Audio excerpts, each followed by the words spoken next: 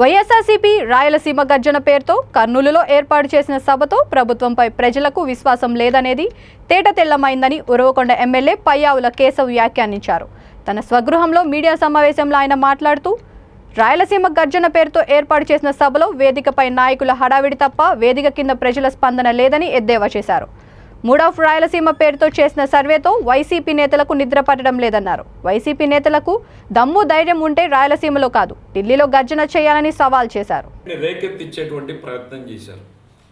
ఆ సమావేశానికి 10 నుంచి 2 గంటల వరకు అంటే మొత్తం సమావేశం 2 గంటలు కూడా జరగలేదు. 10,000 కుర్చీలు వేస్తే అవి కూడా నిండనటువంటి పరిస్థితులు, గేట్లు మూసేసి పెడితే గేట్లు తోసుకొని బయటకు వెళ్ళిపోయినటువంటి పరిస్థితులు.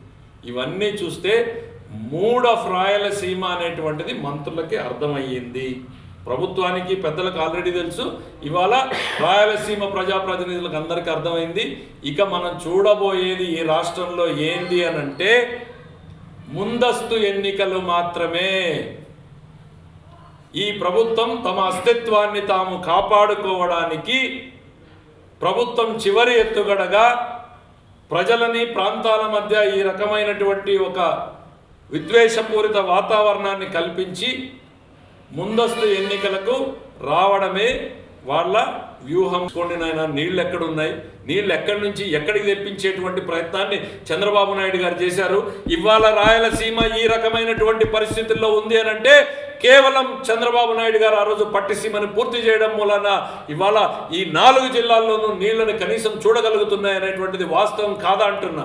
ఈ 4 మంది 30 మంది కేవలం తెలుగుదేశం పార్టీని చంద్రబాబు నాయుడిని తిట్టడానికే ఉపయోగించారు తప్ప అసలు సిసలు రాయలసీమ గర్జన ఏంటి అనంటే రైతు గుండె గోసను వినిపించేటువంటి ప్రయత్నం చేసి ఉండాల్సింది.